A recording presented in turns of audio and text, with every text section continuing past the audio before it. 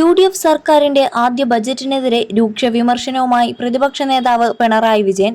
കേരളം എന്തോ സാമ്പത്തിക അപകടാവസ്ഥയിൽ എന്ന സന്ദേശമാണ് ആമുഖത്തിലും മുഖ്യമന്ത്രി പറഞ്ഞത്. ബജറ്റ് വിഹിതം പരിശോധിച്ചാൽ അതല്ല ചിത്രം. 2000 കോടിയുടെ അധികം വിഹിതം നൽകാൻ കഴിഞ്ഞു.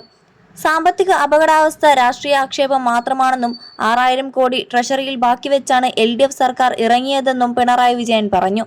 സാമ്പത്തിക സ്ഥിതി മോശമല്ലാതിരുന്നിട്ടും ബജറ്റിൽ പിൻവാങ്ങലാണ് കണ്ടത്.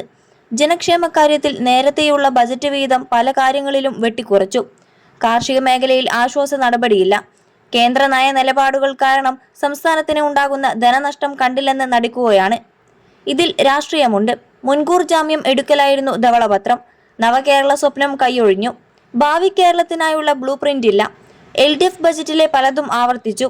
മുൻ പ്രഖ്യാപനങ്ങൾ പേരുമാറ്റി പുതിയതായി പ്രഖ്യാപിക്കുകയാണ് ചെയ്തിട്ടുള്ളതെന്നും പിണറായി വിജയൻ പറഞ്ഞു. അതിദാരിദ്ര്യ നിർമ്മാർജ്ജനത്തെക്കുറിച്ച് പരാമർശമില്ല. മുഖ്യമന്ത്രി പ്രതിപക്ഷ നേതാവായിരുന്നപ്പോൾ പറഞ്ഞ കാര്യങ്ങളിൽ മൗനം.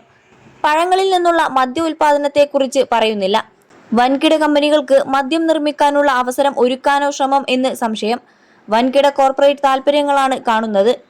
സ്വകാര്യ മേഖലയ്ക്ക് അവസരം നൽകുന്നതാണ് ബജറ്റും. ധാതുക്കളുടെ ഖനനം സ്വകാര്യ മേഖലയ്ക്ക് തുറന്നുകൊടുക്കുകയാണ്. LDF സർക്കാർ ആശയം അട്ടിമറിക്കുന്നു.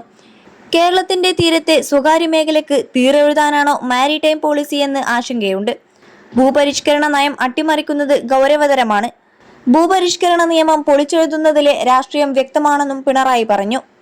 21 ലക്ഷത്തോളം സന്തുഷ്ടരായ ഉപഭോക്താക്കളും 2 ലക്ഷത്തോളം തിമിര ശസ്ത്രക്രിയകളും പൂർത്തിയാക്കിയ മലബാറിലെ ഏക കണ്ണാശുപത്രി Al Salama high hospital, hospital road, Perinthalmanna.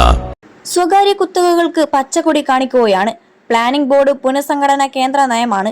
ഒരു മറയുമില്ലാതെ കേന്ദ്ര നയം നടപ്പാക്കുന്നു. കിഫ്ബിയുടെ ചിറക് അരിയുന്നു. കിഫ്ബി എന്ന ആശയത്തെ തന്നെ അവസാനിപ്പിക്കാൻ നീക്കം നടക്കുകയാണ്. ലൈഫ് മിഷൻ പദ്ധതിയെ തകർക്കാനുള്ള നീക്കമാണ്.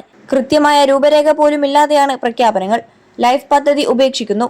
മത്സ്യത്തൊഴിലാളികൾക്കുള്ള ഭവന പദ്ധതി നേരത്തെ തന്നെ ഉണ്ട്. അതൊരു പുതിയ പദ്ധതിയല്ല.